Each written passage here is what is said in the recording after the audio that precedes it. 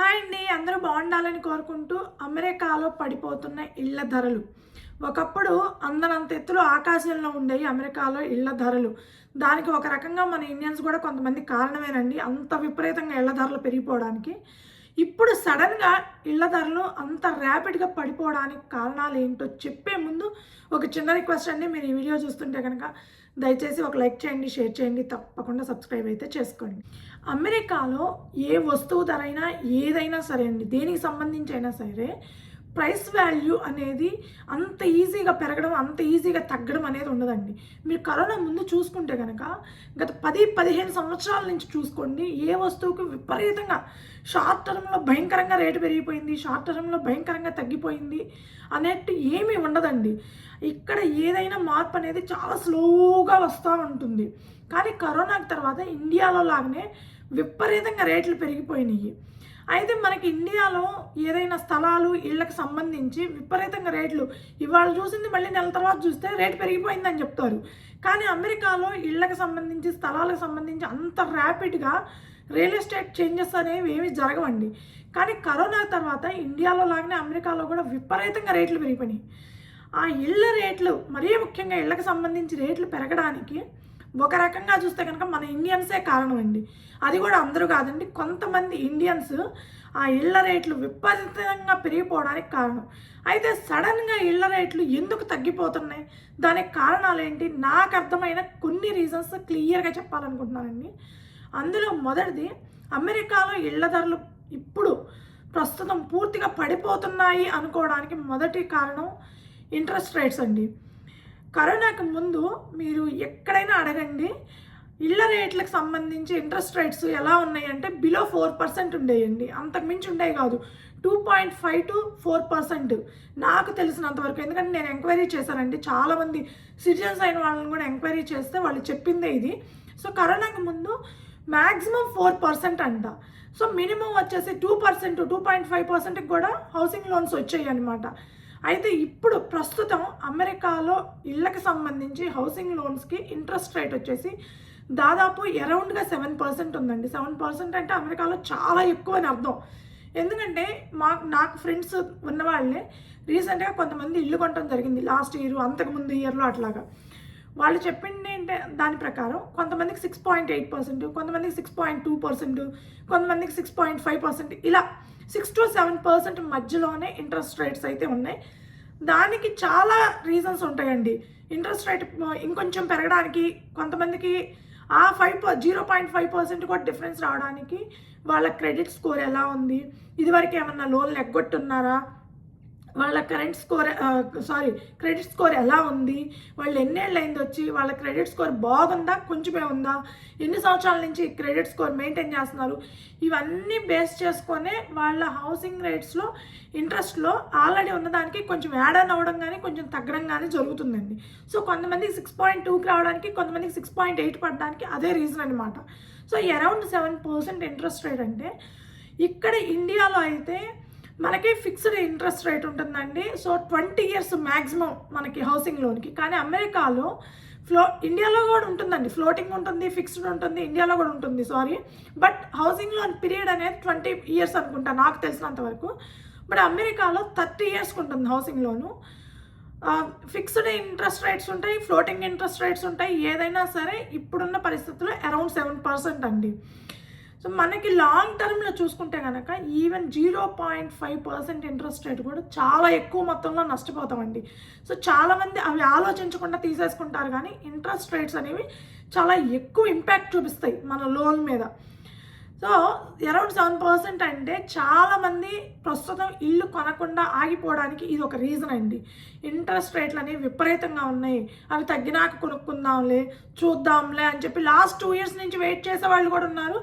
Year కొనుక్కున్న వాళ్ళు కూడా ఉన్నారనమాట. అంటే ఇంకా తగ్గవులే, ఇంక ఇంతేలే అనుకొని కూడా కొనుక్కుంటున్న వాళ్ళు ఉన్నారు, ఎన్నో సంవత్సరాల నుంచి వెయిట్ చేస్తూ.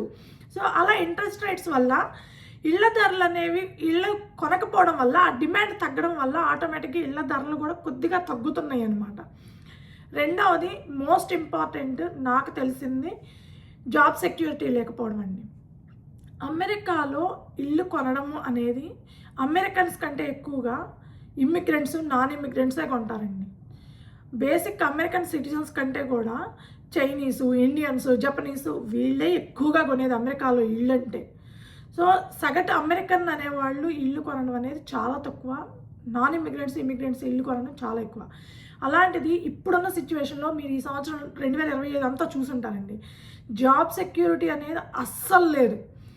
ఎప్పుడు జాబ్ పోయిద్దో ఎవరికి తెలీదు. మళ్ళీ ఆ జాబ్ ఎప్పుడు వచ్చింది అనేది కూడా మనం ఎక్స్పెక్ట్ చేయలేము అనమాట. ఇదివరకు ఎలా ఉండేదంటే అండి, 2025కు అంటే 24 వరకు ఒకవేళ జాబ్ పోయినా సరే ఒక 1 మంత్లో జాబ్ వచ్చేదని హోప్ ఉండేది. ఈ లే ఆఫ్స్ ఇవి 2025లో కొత్తగా వచ్చినవి ఏం కాదండి. అంతకు ముందు కూడా ఈ లే ఆఫ్స్ ఉన్నాయి. పెద్ద పెద్ద కంపెనీలు ప్రతి సంవత్సరము విపరీతంగా లే ఆఫ్స్ చేసేవి. కానీ ఈ సంవత్సరం మిడ్ లెవెల్ కంపెనీలు, లోయర్ లెవెల్ కంపెనీస్ కూడా ఎక్కువగా లే ఆఫ్స్ చేయడము. సో ఒక్కసారి జాబ్ పోయిందంటే మళ్ళీ జాబ్ వచ్చింది నాకు నమ్మకం లేదు. ఈ టైంలో ఇల్లు కొంటే ఇంకా అతపాతాళంలోకి కురుకుపోయినట్టేనమాట. అంత దారుణంగా ఉంటుంది ఇక్కడ సిచ్యువేషను. సో జాబ్ సెక్యూరిటీ అనేది లేదు కాబట్టి ఇల్లు కొనటం అనేది తగ్గించారు. అమ్మో జాబ్ లేకపోతే మళ్ళీ మనం ఈఎంఐలు కట్టలేము, ఎట్లా కడతాము, మనం ఎట్లా సర్వైవ్ అవ్వాలి, ఒకవేళ కొన్నా కూడా మనం ఇండియాకి వెళ్ళిపోవాల్సిన పరిస్థితి వస్తే ఎలాగా, ఇవన్నీ ఆలోచించుకొని చాలామంది వెనకడుగేస్తున్నారు ఇల్లు కొనే విషయంలో. మెయిన్గా జాబ్ సెక్యూరిటీ అనేది లేకపోవడం అనేది మోస్ట్ ఇంపార్టెంట్ థింగ్ అండి, నాన్ ఇమిగ్రెంట్స్కైనా. థర్డ్ది, ఇళ్ళ రేట్లు విపరీతంగా పెరిగి విపరీతంగా తగ్గుతున్నాయండి. ఇళ్ళ రేట్లు విపరీతంగా పెరగడానికి మన ఇండియన్స్ కొంతమంది నిజంగా చెప్తున్నానండి దారుణమైన పనులు చేశారు. అంటే ఏంటంటే మనకి ఇల్లు కొనుక్కోవాలని మిడిల్ క్లాస్ వాళ్ళకి అందరికీ ఉంటుందండి. అది కామన్ అనమాట, కామన్ డ్రీమ్ మనందరికీ, మనకి సొంత ఇల్లు ఉండాలి అని. కరెక్టే. కానీ అమెరికాలో ఇల్లు కొనేటప్పుడు కనీసం వాడు ఎంత రేటు పెట్టాడు, ఇప్పుడు 4 లక్షలు పెట్టాడు అనుకోండి, 4 లక్షలు కాదు, ఈ కరోనా టైంలో 2 జాబులు, 3 జాబులు, 4 జాబులు ఇష్టం వచ్చినట్టు చేసి ఆ డబ్బులు ఒక్కసారికి వచ్చినాయండి. లక్షల్లో డాలర్స్ మన అకౌంట్లో కనిపిస్తుంటే ఆబ్వియస్గా ఇల్లు కొనాలి అనే ఆత్రం పెరిగిపోతుంటుంది.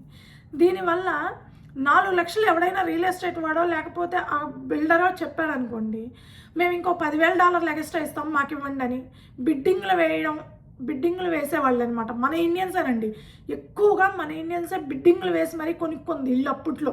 కరోనా అయిపోయిన కొత్తల్లో 2021, 22 ఆ టైంలో మీరు చూస్తే కనుక మనకి యూట్యూబ్లో కానీ ఎక్కడైనా చూడండి గృహప్రవేశాలు విపరీతంగా కనిపించాయి. ఎటన్నా చూడండి అవే కనిపించేవి. సో అంత విపరీతంగా కరోనాలో 2 జాబులు 3 జాబులు చేసి సంపాదించిందంతా విపరీతంగా బిడ్డింగ్లు పెట్టి అట్లాగనే అందరూ కొన్నారని నేను చెప్పనండి, అది కూడా చెప్తున్నాను. 100 మంది ఉంటే 100 మంది కొన్నారని నేను చెప్పను, కానీ అరౌండ్ 50% వరకు ఇలా బిడ్డింగ్లు వేసుకున్న వాళ్ళే ఎక్కువ మంది ఉన్నారు. అంటే ఉన్న వాల్యూ కంటే మించి వాల్యూ పెట్టి కొనడము. ఇంకొకటి ఏంటంటేనండి, అమెరికన్స్కి తెలీదు మనకి ఇట్లా సెంటిమెంట్స్ ఉంటాయని, ఈస్ట్ ఫేసింగ్లని, వాస్తులని, ఇట్లాంటి సెంటిమెంట్స్. కానీ మన వాళ్ళు ఎక్కడైనా ఒక కమ్యూనిటీ ఇల్లు కొన్నారు అని అంటే ఆబ్వియస్గా ఒక్కసారిగా గొర్రెల మందాలు వెళ్ళిపోతాం అనమాట. ఇండియన్స్ కమ్యూనిటీ అని చెప్పి ఆంధ్ర ఇండియన్స్ అందరూ వెళ్ళిపోతాం, గుడ్డిగా వెళ్ళిపోతాం అనమాట. వెనక ముందు ఆలోచించడం కొనేసుకుంటాం అనమాట. వాళ్ళు ఇన్ఫ్లుయెన్స్ చేయొచ్చు, ఆల్రెడీ కొన్నవాళ్ళు ఏదన్నా రీజన్ కావచ్చు, కొనేస్తాము. సో వీళ్ళు అమెరికన్స్కి కూడా అర్థమైపోయింది, ఇండియన్స్ అంటే ఈస్ట్ ఫేసింగ్, నార్త్ ఫేసింగ్ ఎక్కువ ప్రిఫర్ చేస్తారు, కొద్దిగా వెస్ట్ ఫేసింగ్ కూడా పర్లేదు, సౌత్ ఫేసింగ్ అస్సలు ఇష్టపడరు అని చెప్పి మీరు ఎక్కడైనా ఎంక్వైరీ చేసుకోండి. సౌత్ ఫేసింగ్లో ఉండే ఇళ్ళకి రేట్లు కొంచెం తక్కువ ఉంటాయి. ఈస్ట్ ఫేసింగ్, నార్త్ ఫేసింగ్ తోటి కంపేర్ చేస్తే సౌత్ ఫేసింగ్లో ఉన్న ఇళ్ళకి రేట్లు తగ్గుతాయి. వీళ్ళు కూడా ఆ టెక్నిక్ తెలుసుకున్నారు, మన వాళ్ళ సెంటిమెంట్ ఏంటి, మన వాళ్ళు వేటికి ప్రిఫర్ చేస్తారు అని తెలిసి ఎంత అనలైజ్ చేసుకున్నారో చూడండి. అంటే మన వాళ్ళు ఎంత ఇంపాక్ట్ చూపిస్తున్నారో వాటి మీద. సో ఇళ్ళ రేట్లు ఇలా విపరీతంగా పెంచేశారండి, ఉన్న వాల్యూ కంటే విపరీతంగా పెంచేశారు. సో ఇప్పుడు ఏంటి, కొన్నాక ఇప్పుడు రేట్లు తగ్గుతూ వస్తున్నాయి. ఇప్పుడు లాస్ట్ ఇయర్లో 2025, 24లో ఎవరైతే కొన్నారో ఇప్పుడు చాలా ఇబ్బంది పడుతున్నారండి. మినిమం ఆలోచన కూడా లేకుండా కొన్నవాళ్ళు కొంతమంది ఉన్నారు. సరే ప్లానింగ్ తోటి కొన్నవాళ్ళు కొంతమంది ఉన్నారు, ఇష్టంతో కొన్నవాళ్ళు కొంతమంది ఉన్నారు. బట్ ఎనీవే మనం ఫ్యూచర్ అనేది అనలైజ్ చేసుకోకుండా కొంటే మాత్రం అమెరికాలో చాలా అంటే చాలా కష్టం అండి. సో మన వాళ్ళే ఇళ్ళ రేట్లు విపరీతంగా పెంచడం వల్ల దానికి ఉండాల్సిన వాల్యూ కంటే ఎక్కువగా ఉండి ఇప్పుడు సడన్గా పడిపోతుంది ఆ వాల్యూ. ఒరిజినల్ ప్రైసెస్కి వస్తున్నాయి అనమాట. ఇదివరకు ఎట్లా ఉన్నాయి అట్లా వచ్చేస్తున్నాయి మామూలుగా. ఫోర్త్ది వీసా ఇష్యూస్ అండి. నాన్ ఇమ్మిగ్రెంట్స్ అందరికీ ఈ వీసా ఇష్యూస్ అనేది ఈ మధ్య చాలా ఎక్కువైంది. 2025లో ట్రంప్ వచ్చిన తర్వాత మనం చూస్తూనే ఉన్నాం ఎన్ని ఇష్యూస్ వస్తున్నాయో. ఎక్స్టెన్షన్స్కి అప్లై చేసుకుంటే క్వైరీస్ పడే అవకాశం ఉంటుంది. అమెండ్మెంట్స్కి అప్లై చేస్తే డైరెక్ట్గా వచ్చి ఆన్సైట్ విజిట్ చేస్తున్నారు. సో ఆన్సైట్ విజిట్లో మనం చెక్ చేసినప్పుడు, యూఎస్ఏఎస్ వాళ్ళు చెక్ చేసినప్పుడు ఏదైనా చిన్న రాంగ్ ఇన్ఫర్మేషన్ దొరికినా కూడా ఇమ్మీడియట్గా మన వీసా అనేది రివోక్ చేస్తున్నారు. ఇప్పుడు ఇండియాకి వెళ్ళిన వాళ్ళు మరీ తిరిగి రాలేని పరిస్థితి. సో ఇలా వీసా ఇష్యూస్ చాలా ఉన్నాయండి, భయంకరంగా ఉన్నాయి. సో భయపడుతున్నారు. బేసిక్గా చాలామంది నాన్ ఇమ్మిగ్రెంట్స్ భయపడుతున్నారు ఇల్లు కొనాలి అని అంటే. అమ్మో కొంటే పరిస్థితి ఎట్లా ఉండిద్దో ఏమో, ఎందుకు వచ్చిన గొడవలే, సైలెంట్గా ఉందాం, ఒక 4 years తర్వాత 5 years తర్వాత చూద్దాంలే, ఇప్పుడు ఉన్న సిచ్యువేషన్లో మనం పిన్ డ్రాప్ సైలెంట్గా ఉంటే మంచిది అని చెప్పి చాలామంది నాన్ ఇమిగ్రెంట్స్. ఎందుకంటే అమెరికాలో ఎక్కువ శాతం ఇల్లు అనేది నాన్ ఇమిగ్రెంట్సే అండి, ఇమిగ్రెంట్స్ కూడా కాదు, నాన్ ఇమిగ్రెంట్సే ఎక్కువ మంది. 60% to 70% నాన్ ఇమిగ్రెంట్సే కొనేది. గ్రీన్ కార్డు ఉండదు, పర్మనెంట్ రెసిడెన్సీ ఉండదు, సిటిజన్షిప్ ఉండదు, ఏముండదు. కానీ ఫ్యూచర్లో మనకు వస్తుందేమో అనే ఆశతోటి ముందే కొనేసేసుకుంటున్నారు. అది ఇప్పుడు లేదనమాట, ఇప్పుడు తగ్గిపోయింది. ఆ డిమాండ్ అంతా తగ్గిపోయేటప్పటికి మళ్ళీ బ్యాక్ టు పెవిలియన్ అన్నట్టు వెనక్కి వచ్చేస్తుంది అనమాట. రేట్లన్నీ తగ్గుతూ వెనక్కి వస్తూ ఉన్నాయి అనమాట స్లోగా. నెక్స్ట్ అది మోస్ట్ ఇంపార్టెంట్ థింగ్, రీసెంట్గా ట్రంప్ చేసిన వ్యాఖ్యలు అండి. అమెరికాలో మీరు గమనిస్తే కనుక అమెరికన్స్, మరీ ముఖ్యంగా అమెరికన్స్కి సంబంధించి వీళ్ళు ఎక్కువగా రెంటల్ హౌసెస్లోనే ఉంటూ ఉంటారండి. ఎందుకంటే ఒక సింగిల్ ఫ్యామిలీ హౌస్ కొనాలంటే అది చాలా బడ్డెన్ వీళ్ళకి. మినిమం 5 లక్షల డాలర్లు లేనిది ఇప్పుడు ఇల్లు లేవండి.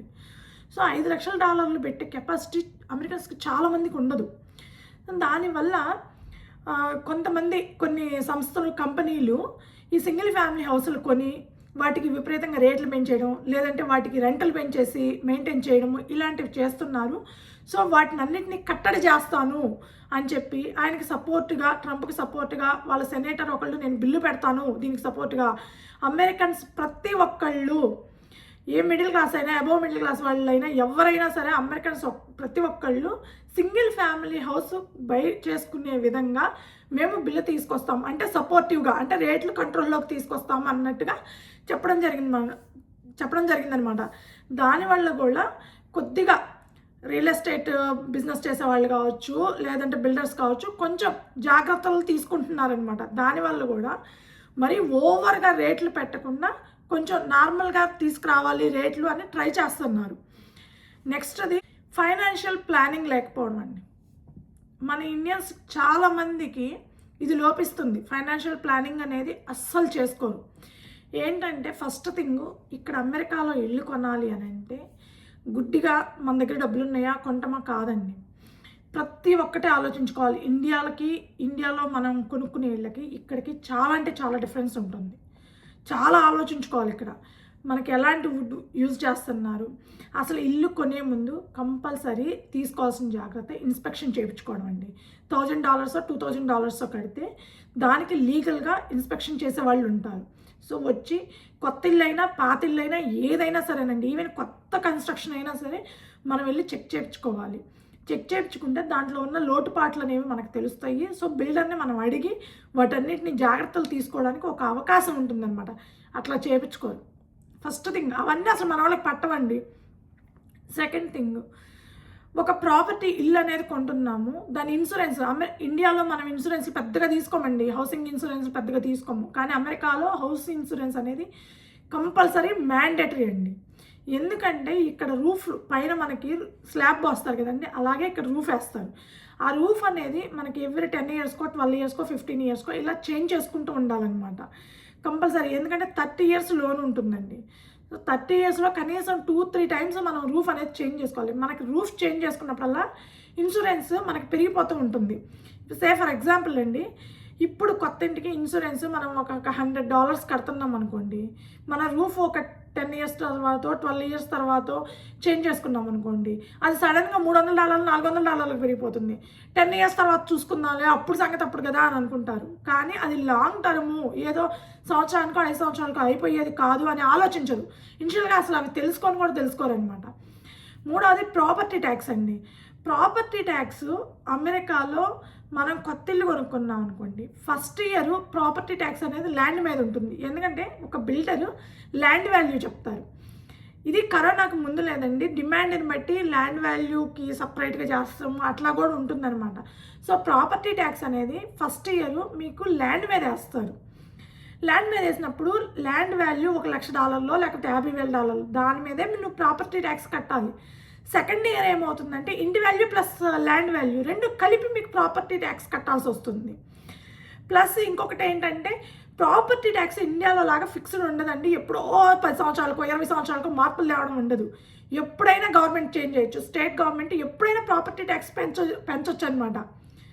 మేము పెంచము, మేము ఇండియాలో లాగా మున్సిపాలిటీ అయితే పెరిగిద్ది, లేకపోతే ఏమంటారు కదండి, డిస్ట్రిక్ట్ అయితే పెరిగిద్ది, ఏదో అంటారు కదా, అలా కాదు.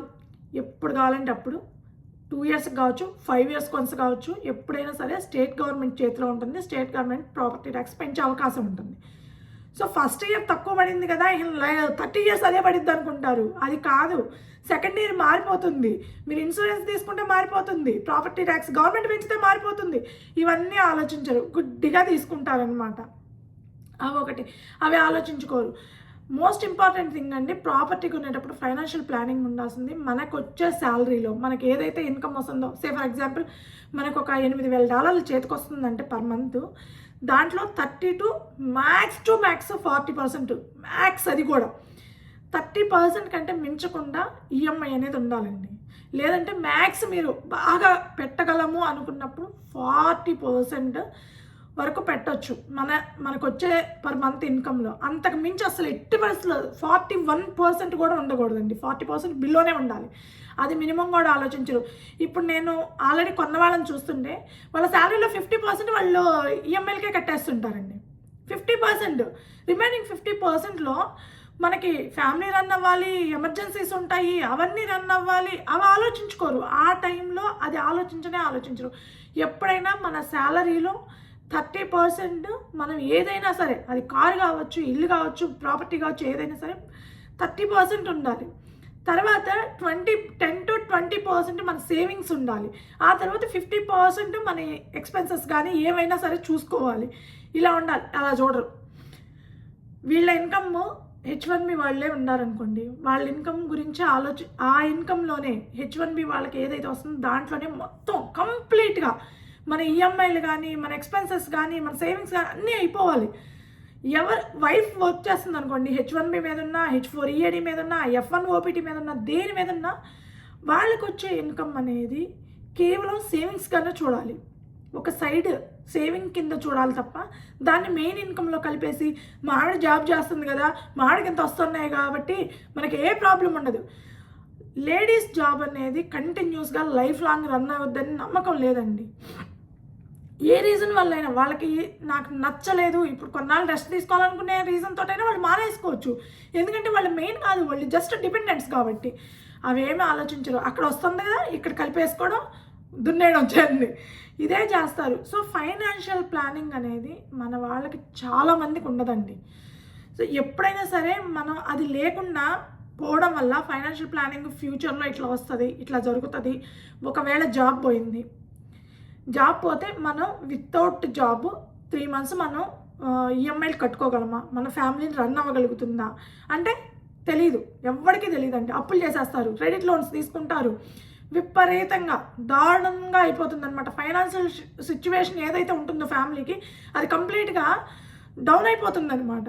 సో ఇవేమి ప్రాపర్ ఫైనాన్షియల్ ప్లానింగ్ అనేది చేసుకోకుండా ఇల్లు కొంటాం. ఎప్పుడైనా అమెరికాలో ఇల్లు కొనాలి అనుకుంటే కనుక, ఇది జస్ట్ నా ఒపీనియన్ అండి, ఎప్పుడైనా ఇల్లు కొనాలి అనుకుంటే మనకు వచ్చే శాలరీలో 30% మాత్రమే ఈఎంఐ పోయేటట్టు చూసుకోవాలి. లేదంటే మనం ప్రజెంట్ రెంట్కుంటుంటే ఆ రెంట్ మీద, ఇప్పుడు నేను $1,500 2 bed 2 bath హౌస్ కడుతున్నాను అనుకోండి పర్ మంత్, దాని మీద ఇంకొక $500 మ్యాక్సిమం. అంతకు మించి మీరు $4,000 per month EMI, $5,000 per month EMI అంటే మీరు కంప్లీట్గా కొలాప్స్, మీ ఫైనాన్షియల్ స్టేటస్ ఏదైతే ఉందో అది కొలాప్స్ అయిపోవడానికి ఎక్కువ ఛాన్సెస్ ఉంటాయండి. ఇప్పుడు చాలామంది ఇల్లు కొన్నారండి, చాలామందిని చూస్తున్నాను, ఎందుకు కొన్నారా బాబు అనేవాళ్ళు చాలామంది ఉన్నారు. టెక్సాస్లో, ఎన్సీలో ఇలాంటి ప్లేసుల్లో మీరు ఎంక్వైరీ చేసుకోండి. ఇళ్ళ రేట్లు ఎంత దారుణంగా పడిపోయినాయి అంటే కరోనా అయిపోయిన వెంటనే మన వాళ్ళు 7 లక్షలు 8 లక్షలు కొట్టు నా సారంగా 1 మిలియన్లో ఎట్లా పడితే అట్లా కొన్నారండి. ఇప్పుడు ఆ రేట్లు తగ్గిపోయి 7 లక్షలకు కొన్నది కనీసం తిరిగి అమ్ముకోవాలి అనుకుంటే 6 లక్షలకు కొన్న దిక్కు కూడా లేదు. ఎందుకంటే మనందరం నాన్ ఇమిగ్రెంట్స్.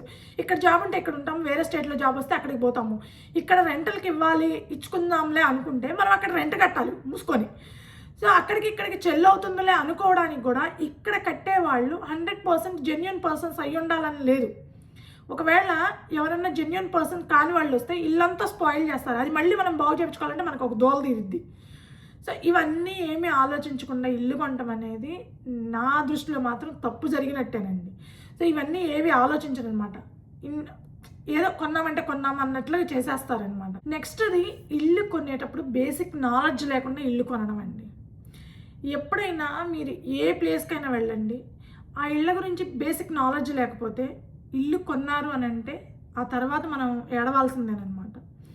అమెరికాలో చాలామంది ఇండియన్స్కి మిస్ అవుతుంది ఇది.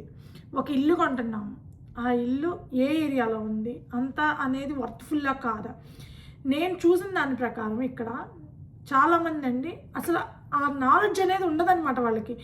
ఈఎంఐ కట్ అయ్యి ఈఎంఐ అంతా అయిపోయి పర్ మంత్ ఇంటికి ఎంత పెడుతున్నామని చూసుకున్న తర్వాత రియలైజ్ అవుతారనమాట. అప్పుడు దాకా రియలైజ్ అవ్వరు ఏం జరుగుతుంది అనేది కూడా అర్థం కాదు. ఎందుకంటే కొత్త ఇల్లు కొనాలి ఆత్రంలో ఆ తొందరలో ఆశలో ఉంటారనమాట. సో బేసిక్ నాలెడ్జ్ అనేది లేకుండానే మినిమం ఇన్ఫర్మేషన్ తీసుకోకుండానే ఇల్లు కొనేస్తూ ఉంటారు. సో దానివల్ల తిరిగి అమ్ముకోవాలంటే అమ్ముకోలేరు, అమ్ముకుంటే లాస్.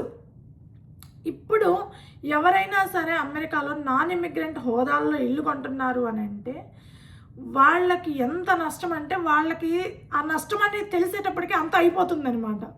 సో ఇంటి గురించి ఎప్పుడైనా సరే బేసిక్ నాలెడ్జ్ ఇండియాలో ఇళ్ళకి ఇక్కడికి చాలా అంటే చాలా తేడా ఉంటుందండి. మనకు అక్కడ ఒక్కసారి ఇల్లు కడితే మనం అసలు కదిలించాం. అసలు ఏమైనా ఆల్మోస్ట్ 50 ఏళ్ళు 100 ఏళ్ళు అయినా అది అట్లాగే ఉండిద్ది అనమాట. కదిలించాం మనం. మహా అయితే పెయింట్లు వేయించుకుంటాము, ఏ చిన్న చిన్న మార్పులు చేయించుకుంటాము. కానీ ఇక్కడ అలా కాదు. ఇక్కడ చాలా మారుతూ ఉంటాయండి. ప్రతి ఇంటికి రూఫ్ మారుతూ ఉండిద్ది. లోపల చిన్న చిన్నవి చేయించుకోవాలన్నా చాలా పెద్ద మొత్తంలో ఎక్స్పెన్సెస్ అవుతాయి. ఏ చిన్న చేంజ్ చేసినా ఇన్సూరెన్స్ పెరిగిపోతుంది, ప్రాపర్టీ ట్యాక్స్ పెరిగిపోతాయి. ఏదన్నా చిన్న ఇష్యూ అయిందంటే ఇంట్లో ఫర్ ఎగ్జాంపుల్ ఫైర్ కానీ ఏదన్నా అయ్యిందనుకోండి, ఆ ఇన్సూరెన్స్ లేకపోతే చాలా కష్టం. కంపల్సరీ ఇన్సూరెన్స్ కట్టాలి. సో ఆ ఇన్సూరెన్స్ పూర్తిగా కవర్ అవ్వదు. ఎంత 100% కవర్ అవుతుందంటే 100% కవర్ అవ్వదండి, అస్సలు కవర్ అవ్వదు 100%. సో ఇలాంటివన్నీ బేసిక్ నాలెడ్జ్ లేకుండా ఇల్లు కొని ఆ తర్వాత ఇబ్బంది పడే వాళ్ళని నేను ఇప్పుడు ప్రజెంట్ కూడా చూస్తున్నామండి. చాలామంది ఎందుకు కొన్నామా ఇల్లు, అసలు ఎందుకురా మనకి ఇల్లు కొనడం అమెరికాలో అనేవాళ్ళు కూడా ఉన్నారు ఇప్పుడు ప్రస్తుతం ఉన్న సిచ్యువేషన్లో. నెక్స్ట్ అది నాన్ ఇమిగ్రెంట్ హోదాలో ఇల్లు కొనడం. ఎప్పుడైనా అమెరికాలో అంత బాగున్నట్టే కనిపించిద్దండి, కానీ ఎప్పుడు మన చేతుల్లో ఏదీ ఉండదు. 2024 ముందు అందరూ మన చేతులు మనకేమి హ్యాపీ హ్యాపీ హ్యాపీ అనుకున్నారు. తిరగబడింది. 2025 వచ్చేటప్పటికి మొత్తం అంతా తిరగబడిపోయింది. ఎప్పుడు ఏం జరుగుతుందో తెలియదు. నాన్ ఇమిగ్రెంట్ హోదాలో ఉంటూ ఇల్లు కొనడం అనేది చాలా పెద్ద రిస్క్. ఒకవేళ కొనాలని ఆశ ఉన్నా కొనుక్కునేటప్పుడు 1-2 సార్లు ఆలోచించి తీసుకోవాలి. మన బడ్జెట్ ఏంది, మనం ఒకవేళ ఇండియాకి వెళ్ళాల్సిన సిచ్యువేషన్ వస్తే ఈ ఇంటి పరిస్థితి ఏంది, మనం అమ్ముకోగలమా, ఎవరికైనా రెంట్కి ఇచ్చుకోగలమా. ఎందుకంటే నాన్ ఇమిగ్రెంట్ హోదాలో ఉండాలనుకోండి, ఇల్లు కొన్నారు, సమ్ వీసా ఇష్యూస్ వచ్చి ఇండియాకి వెళ్ళాల్సి వచ్చింది, ఒక 6 మంత్స్ తర్వాత వెనక్కి వస్తాం, బాగానే ఉంది అంతా, అప్పటి వరకు రెంట్కి ఇవ్వాలి. రెంట్కి ఇమ్మీడియట్గా వస్తారని నమ్మకం లేదు. సో ఆ ఈఎంఐ అనేది ప్రతి నెల మనమే కట్టుకోవాలి. ఇండియన్ కరెన్సీని తీసుకొచ్చి ఇక్కడ ఈఎంఐ కట్టడం అనేది ఇంపాసిబుల్. ఆల్మోస్ట్ 3 లక్షలు 4 లక్షలు అక్కడి నుంచి పెక్కొచ్చి ఇక్కడ పెట్టలేమండి, అది అయ్యే పని కాదు. ఒకవేళ 6 నెలలు ఎవడో రెంట్కి రాకపోతే అది చాలా లాసు. సో ఇలాంటివన్నీ ఆలోచించుకొనే తీసుకోవాలి. ఒకవేళ అమ్మాలి అనుకుంటే మనం లేకుండా ఇల్లు అమ్మడానికి పాసిబిలిటీ ఉంటుందా ఉండదా, ఒకవేళ అమ్మితే ఇమ్మీడియట్గా కొనే ఛాన్స్ ఉంటుందా ఉండదా, ఇలాంటివన్నీ ఆలోచించకుండా నాన్ ఇమిగ్రెంట్ హోదాల్లో ఇల్లు కొనడం అనేది కొనుక్కోవచ్చండి. అది తప్పని నేను అనను కానీ, బట్ 1-2 సార్లు ఆలోచించి మన ఫైనాన్షియల్ స్టేటస్ ఏంటి అనేది కొంచెం అనలైజ్ చేసుకొని ఆ తర్వాతే ఆ చిన్న రిస్క్ అయినా తీసుకోవాలి అనేది నా ఒపీనియన్. సో నాన్ ఇమ్మిగ్రెంట్ హోదాల్లో కూడా ఇల్లు కొంటున్నారు. ఇప్పుడు ఏం జరుగుతుంది అంటే అండి, ఈ రీజన్స్ అన్నిటి వల్ల ఇళ్ళ ధరలు తగ్గుతూ వస్తున్నాయి. బేసిక్గా అమెరికాలో ఉండే ప్రస్తుత పొలిటికల్ సిచ్యువేషన్ని బేస్ చేసుకొని నాన్ ఇమ్మిగ్రెంట్స్ ఎవరైనా సరే ఇల్లు కొనడానికి ఆలోచించుకుంటున్నారు. సో ఆటోమేటిక్గా డిమాండ్ అనేది తగ్గిపోయింది, కానీ సప్లై మాత్రం చాలా ఎక్కువగా ఉంది. ఏ స్టేట్లోనైనా సరే సప్లై చాలా ఎక్కువగా ఉందండి. ఎందుకంటే నాన్ ఇమిగ్రెంట్స్ మన్నెడి దాకా విపరీతంగా ట్రంప్ రాకముందు వరకు కొనో కానీ కుమ్మే దున్నే అన్నట్టు విపరీతంగా ఇల్లు కొనేశారు. ఇప్పుడు తిరిగి చూసుకుంటే ఎప్పుడు ఏం జరిగిద్దో తెలియదు, ఇళ్ళ రేట్లు తగ్గిపోతూ ఉన్నాయి. ఒకప్పుడు $7 లక్షల పెట్టి కొన్నింటికి ఇప్పుడు కనీసం 6 లక్షలకు కూడా కొనే సిచ్యువేషన్ లేదు. ఒకవేళ అమ్ముకోవాల్సి వస్తే ఎందుకు అమ్ముకుంటారు, కొన్నాక ఎందుకు అమ్ముకుంటారంటే జాబ్ పోతే ఏం చేస్తారండి, అమ్ముకోక. జాబ్ ఇక్కడ రాలేదు, వేరే స్టేట్కి పోయింది, వేరే స్టేట్లో వస్తుంది, ఇక్కడ రెంట్కి ఎవడు రాలేదు, ఏం చేస్తారు అమ్ముకోక. ఇలాంటివన్నీ క్యాలిక్యులేషన్స్ చాలా ఉంటాయండి. అవన్నీ ఏమి చేయకుండా గుడ్డిగా ఇల్లు కొనడం అనేది నా ఒపీనియన్లో అయితే కరెక్ట్ కాదు. సో ఫైనాన్షియల్ ప్లానింగ్ చేసుకొని దాన్ని బేస్ చేసుకొని కొనాలి. మీరు అమెరికాలో ఇప్పుడు చూస్తే కనుక చాలా అంటే చాలామంది కొన్న ఇళ్ళను అమ్ముకుంటున్నారు. టెక్సాస్ లాంటి స్టేట్లలో అయితే విపరీతంగా అమ్ముతున్నారు. చాలా ఎక్కువ స్థాయిలో కొన్నారు, ఎక్కువ రేట్లు పెట్టుకున్నారు. ఇప్పుడు తక్కువ రేట్లకి అమ్ముకోవాలా, అమ్ముకుంటే నష్టం. $1,00,000 నష్టపోయినా కూడా $1,00,000 అంటే చిన్న విషయం కాదండి. వాళ్ళు $1,00,000 సంపాదించాలంటే అట్లీస్ట్ 5 ఏళ్ళు పట్టిద్ది. 5 ఏళ్ళ మన కష్టము, మన సేవింగ్స్ మొత్తం బూడిద పాలవుతాయి అన్నమాట. సో అటు అమ్ముకోలేరు, ఇటు ఉండలేరు, అటు ఉంచుకోలేరు, ఇటు తేల్చుకోలేని పరిస్థితి అనమాట. సో అమెరికాలో ఇళ్ళ రేట్లు పెరగడం అనేది మన వాళ్ళు కొన్ని చేసిన తప్పులు కూడా ఉన్నాయండి. అమెరికాలో ఇళ్ళ రేట్లు తగ్గడం అనేది ఇలా చాలా రీజన్స్ ఉన్నాయన్నమాట. అమెరికాలో ఇళ్ళ రేట్లు అంత విపరీతంగా, ఇంత దారుణంగా సడన్గా పడిపోవడానికి అనమాట. కానీ ఎప్పుడైనా మనకి సడన్గా డబ్బులు వచ్చినప్పుడు మనం ఏదో చేయాలి అని ఇల్లు కొంటాం అనేది కరెక్ట్ ఐడియా అవ్వచ్చు, కాకపోవచ్చు. ఎందుకంటే నా దృష్టిలో అయితే కరెక్ట్ ఐడియా కాకపోవచ్చు.